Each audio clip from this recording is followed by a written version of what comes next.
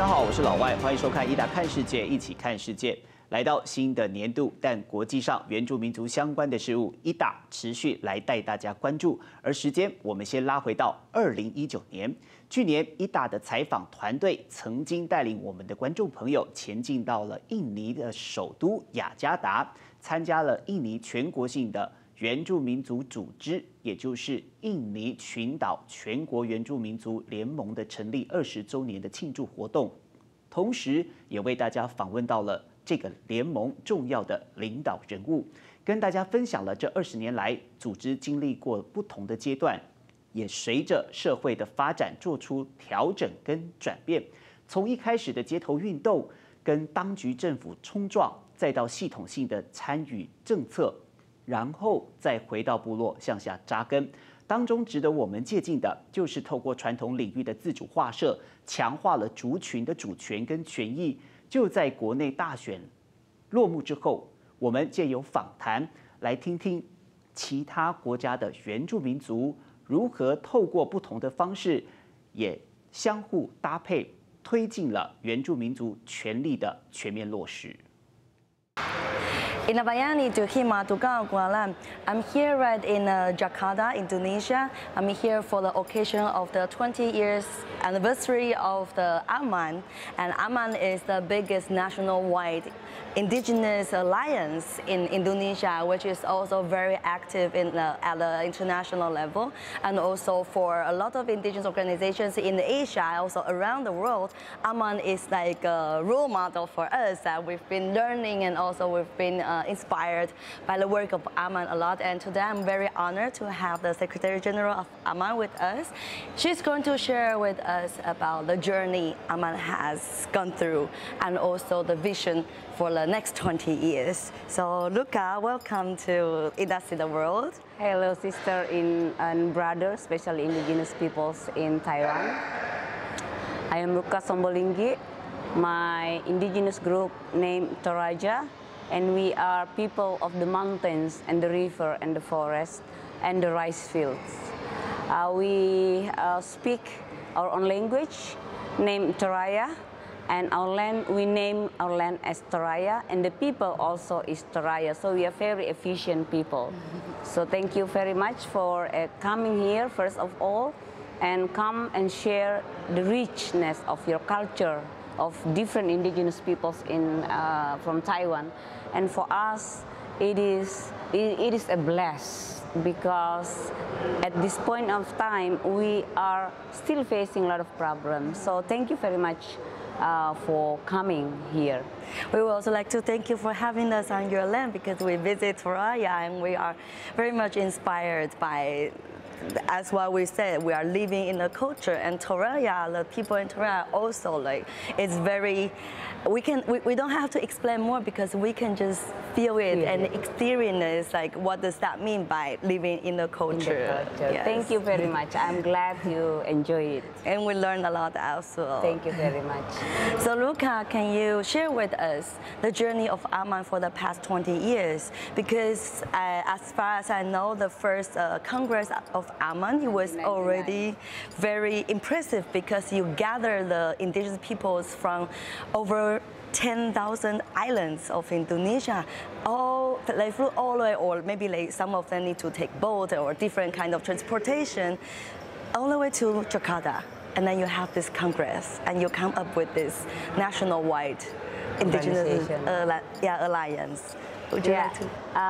AMAN was established on 17 March 1999 here in the very heart of Indonesia, Jakarta, and at the very first Indonesian state hotel named Hotel Indonesia. But the history of indigenous people's struggle, movement, and resistance have gone actually beyond that, far before that. It was actually started in the 80s, and the early 90s. They started to meet like 10 of indigenous leaders, facilitated by our supporter NGO from environmental movement back then, and it was the Friends of the Earth Indonesia. And later on, they worked for like about 10 years, and intensively for like 5 years to strengthen the confidence and start to go to the went around Indonesia to identify if there are any more indigenous peoples around Indonesia who wanted to join the solidarity, the struggle, the resistance back then. So they work silently, kind of like under radar, because that time Suharto regime, which is very militaristic and oppressive, at its very peak of its power. And then eventually Suharto stepped down. It was by the student movement in May 1998, and then all the embryo already, the leaders, the NGOs, the lawyers, they say, okay, we need to use this momentum. This is the time now to do something, to, how you call it, to submerge. Because we've been always like kind of like submarine going down the radar. So it's to submerge and unearth and make sure that the world will see us, that we still exist and we will be visible from that time. So they gather 250 indigenous representatives from all over Indonesia. Some came by boat, as you say, some came by bus, some came by arrived in airplane, and some also walk. Because we also have indigenous community who's living very nearby the city, and they are the Badui people, what's so-called Badui people, that's their name, and they cannot disconnect from the soil, from the earth. That's why they cannot take transportations.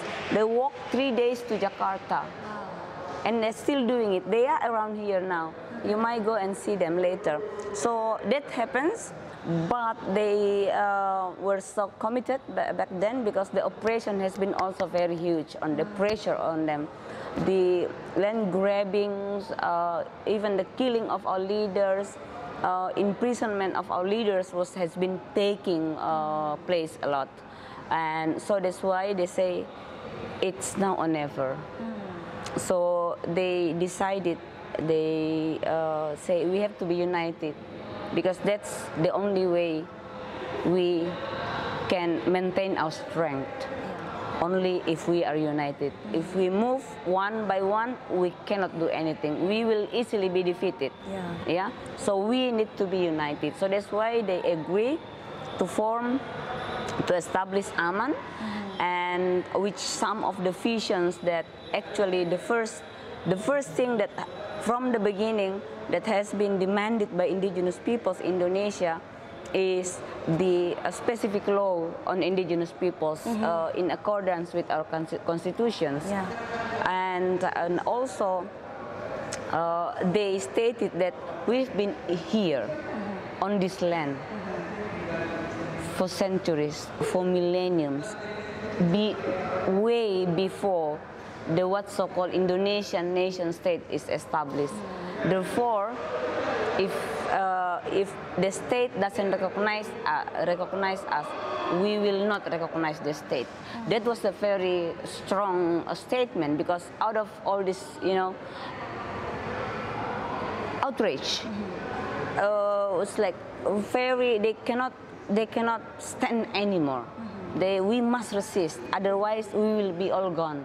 We will be vanished if we don't do something. So we already like at the corner. Yeah, we are already cornered, so we cannot do anything but fight back. So that's the thing. So the early 5 years of AMAN was a very hard confrontations. Yeah, because it was just a new emerge of the new indigenous power. Suddenly, people see us around, and we have made ourselves visible. So we have to go all out down the road. So you see, during that time, early 5 years of AMAN was all about fighting on the land, yeah, all about physical fighting.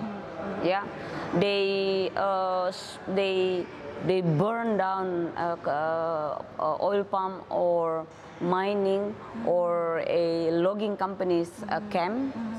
They burn down, they confiscate their equipments like chainsaw, bulldozer, all that thing. They kidnap the like the how you call it, the supervisor, the top boss of field officer of the company. They block the road of the companies. All these things happening, and they didn't stop. They didn't stop. So that's our first early, I can say, 5 to 8 years of Aman. And then people started to believe that we are still around, and also the outside of us, government and parliament, private sectors, and even public, general public realize that, oh, there is what so-called masyarakat adat, indigenous peoples. And from there we say, okay, people have noticed that we are around and we have identified all the source of the problem. Now is the time to fix the problem. So from there, in 2007, we made a big decision because we have decided that we have found the root of the problem and we need to fix the problem. But we cannot fix the problem if we are just doing protests and everything. We need to get our hands dirty fixing that problem. We need to do it by ourselves. We need to, why, the big question is why all the laws are bad for indigenous peoples. All the laws are used to take our indigenous people's land, to destroy us. The answer is because when the law are made, we are not there. So how do we do it? We need to get there. So that's the big start of the big movement of what we call expanding political participations of indigenous peoples. We identify our friend, our allies, and our own people. Why we had so many allies back then to go get in? Because we indigenous people, we are behind in many things. Some of us feel even still cannot read. How can we become a member of parliament if we cannot read? So that's why we said first our allies, but they will bring our voice in. So we started in 2009 elections. We have many friends who come, we ask them, we pick them. So they are not the one who say, I want to represent you. But we say, we found you a good person, come and go and represent us. But because we ask you to represent us, you will have to follow what we say, our aspirations. So we started there. And then over the years, 2014 and today's, we already have like all indigenous representatives that we send in. This year we have 34 indigenous individuals elected as member of parliament in different parts of the country. And the way we work with them is very, very, very, we are very disciplined on that, because politicians, doesn't matter who you are, even if you are an angel, if you are into the pool of evils, you can become evil. And we realize that. So what we do is we really watch them like 24 hours a day, because we don't want them to get trapped into all these cracks. So we keep on reminding them, and we offer them help. If they want to make some laws in their place and they need help, how to write it, a substantial one, or even how to have dialogues, how to get public opinions, how to do consultations, we help them all out. Because that's the only way we can make sure that they are really carrying their missions to make sure that indigenous peoples are on the right bills. So that's what's happening. And then we ask them to report officially at least every 6 months. Every 6 months. They report just to let us know their progress and also let us know why they don't make progress if they don't make progress. Okay. Yeah, so we communicate, and by doing that we also create like a pool of parliamentarians. They are becoming like the how you call it, troubleshooters among themselves. So, for example, I have one head of parliament here in Lebak who had the experience how to pass the law, and somebody else in East Nusa Tenggara or in Sumatra needed help to make sure that he know how to pass the law, and then we will ask him to go and assist there. So you know, okay. they becoming like working group itself. Yeah. It's like automatically. So that form the really strong bond and solidarity, not just with indigenous peoples, but also among themselves. Yeah. And this is so important because they are small number. Yeah, they are minority among these big infrastructures of politics in Indonesia.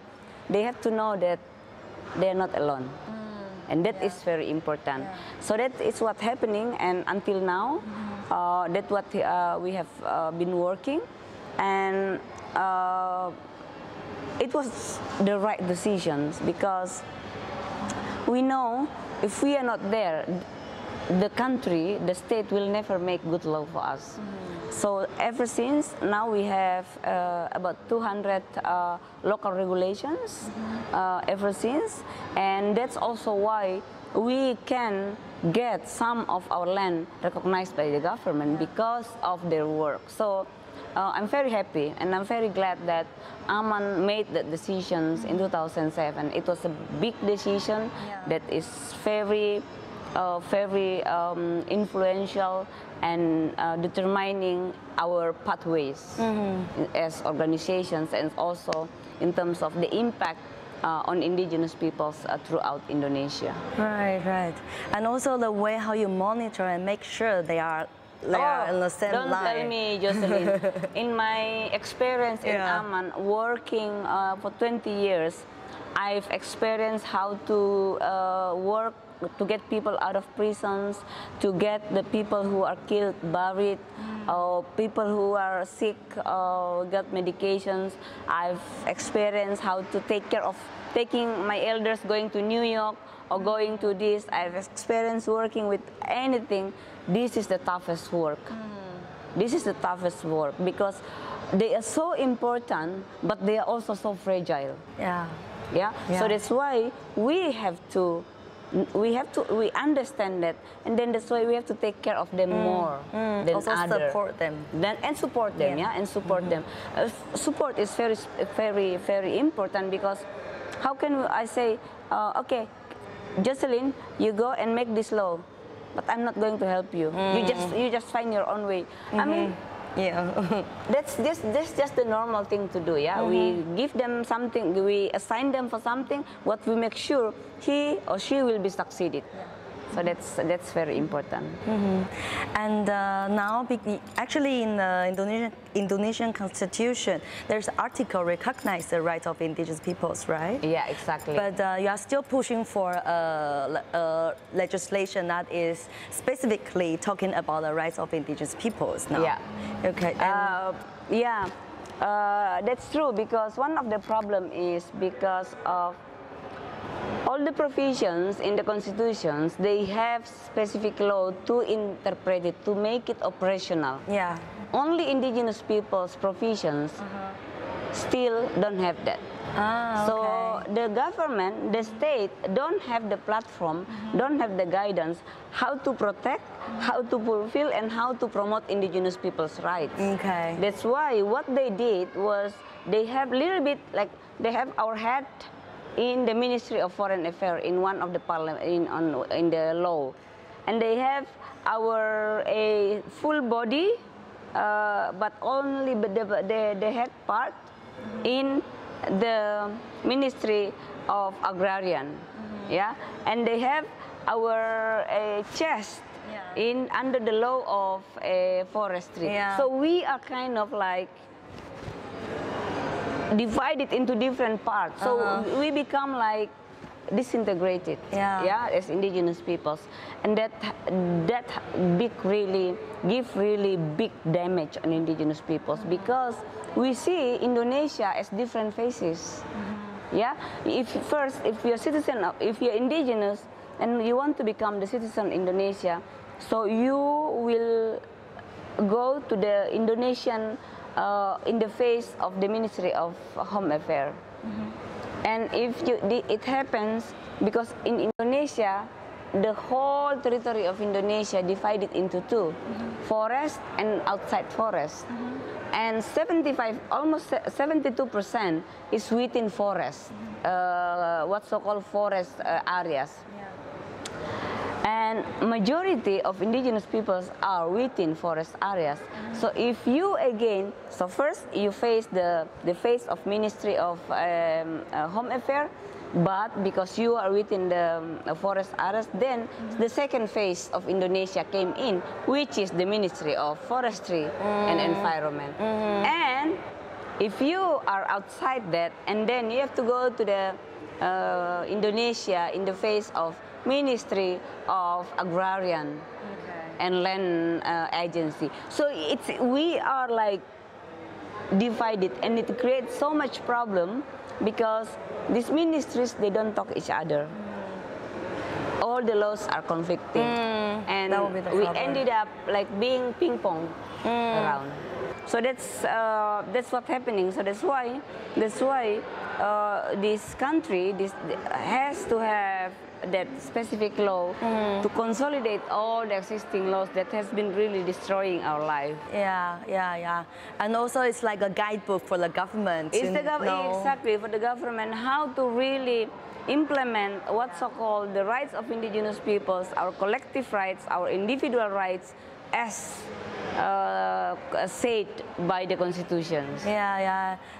This is very important part of, I think, the struggle for indigenous peoples worldwide, because a lot of times, really for the government, even though maybe some of them have good intention, but they really don't know what to do.